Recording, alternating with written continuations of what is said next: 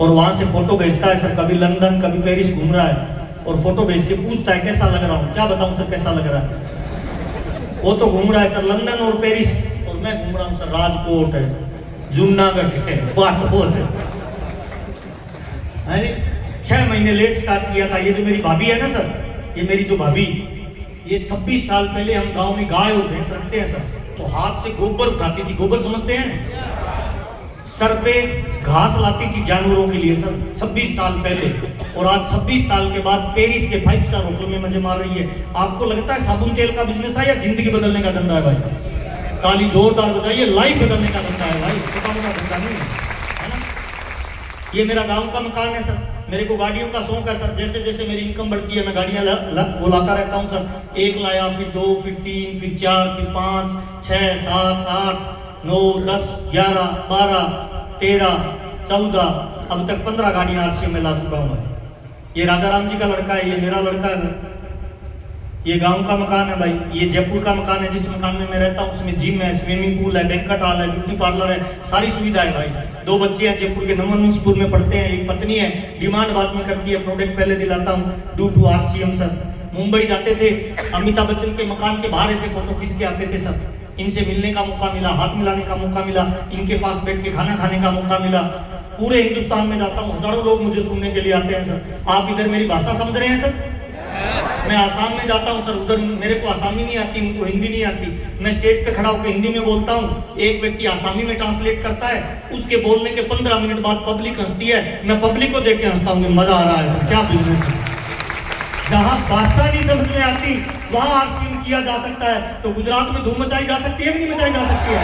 ताली मर्दों वाली बजा लीजिए, धूम मचाई जा सकती है ना? और फिल्म अभी सर आपको कोई मोटिवेशन देने नहीं आया हूं सर। अगले 20 मिनट की बात सिर्फ मेरी ध्यान से सुनना। अगले 5 साल बहुत महत्वपूर्ण है भाई। कितने सर? 5 साल। अगले 5 साल सर आप 50 सालों की जिंदगी बदल सकते हैं। अनिल भाई कितने साल? 5 साल पूरी ताकत लगा दो भाई। दुनिया में 3 तरह के लोग हैं भाई, एक है अमीर आदमी, एक है मिडिल क्लास, एक है गरीब आदमी। अमीर कौन बनता है पता है? वक्त बदलने से पहले जो बदल जाता है वो अमीर बनता है।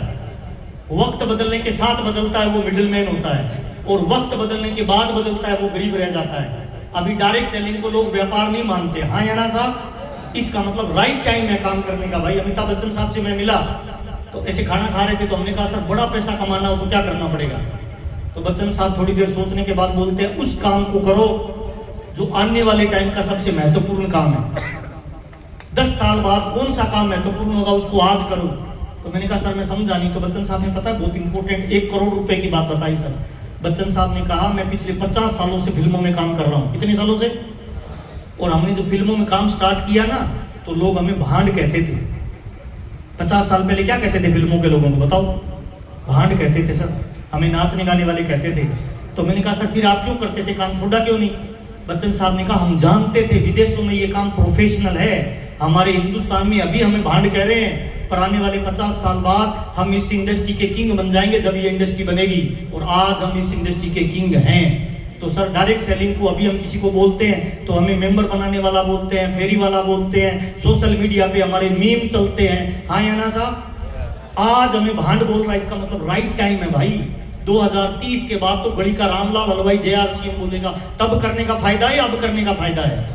ताली जोरदार बजा लीजिए, अभी करने का फायदा है सर, मौका है आपके पास। तो आइए चर्चा करते हैं सर, आरसीएम कौन कर सकता है, कैसे किया जा सकता है। तैयार हैं आप लोग? एक बार अपनी जगह पे जल्दी से खड़े हो जाए सर।